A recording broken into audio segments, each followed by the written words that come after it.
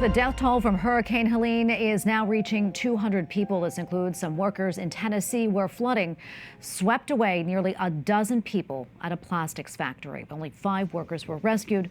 Among the others are 2 confirmed dead and 4 others remain missing.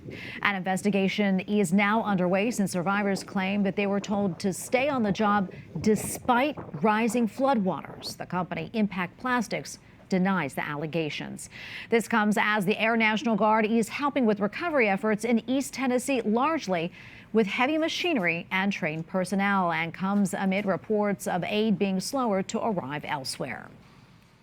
And joining us now for more on the situation in eastern Tennessee is Bishop Mark Beckman of the Diocese of Knoxville. Your Excellency, thank you so much for your time today. It has been 1 week since Helene made landfall. Tell us about the situation right now in your diocese. What is it like? So I would say the most affected areas are the northeastern portion of our diocese closest to the mountains where most of the rain fell. So we had the opportunity yesterday to visit a few of the most affected communities. Erwin, Tennessee was one of the more strongly affected areas, and to witness firsthand some of the damage that took place up there, but also to meet some of the people who've been affected, and also many of the people who are helping as volunteers right now to reach out to those folks. Yeah, and how are people coping right now, and how are you helping them process this tragedy, both, emotionally and spiritually? Well, I think, first of all, the response on the part of the folks here in this diocese has been absolutely incredible. And I have to say that I know there's an emotional and spiritual component, and I'll talk about that in a moment, but our Catholic Charities here on the ground here has really reached out and helped with the physical needs of those communities in an incredible way. I've seen the volunteers at work and all of the supplies that gathered and staged up in that area. But you're right, the spiritual and emotional needs are significant. And I will tell you, the first group of people that I met was a circle of people who were caught up in the flooding that took place in the factory in Erwin, Tennessee. And there's a lot of grief there, a lot of sadness. Those who survived, I think, probably are feeling some of that survivor's guilt. And there's still people missing. So we went to a press conference yesterday, and they're still looking for 7 missing persons in that area.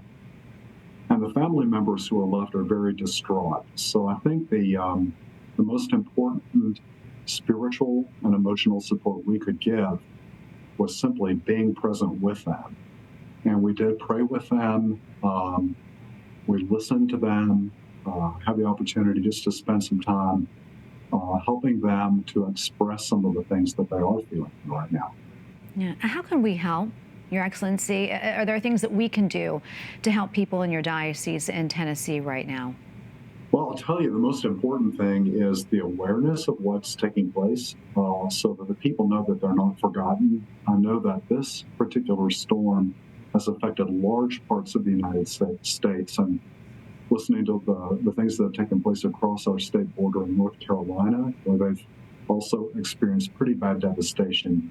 But I think the awareness, people's generosity. I know that there are national organizations that are helping, like Catholic Charities, to support the rebuilding efforts. All of those things matter. And of course, the prayerful support. That people know that they're not alone, that people are praying for them. Yeah. And before I let you go, is there anything else that you would like our audience to know about the situation? I think the most important thing, sometimes we forget that each of these people have their own individual stories, and each one of them were caught unexpected in the remnants of the storm. And so it's learning to accompany persons where they are right now at this particular moment. And we're certainly praying for everyone. Bishop Mark Beckman of the Diocese of Knoxville, Tennessee. Your Excellency, thank you for your time today. God bless you. We appreciate it. You're very welcome. Thanks for the good work you're doing and covering the story.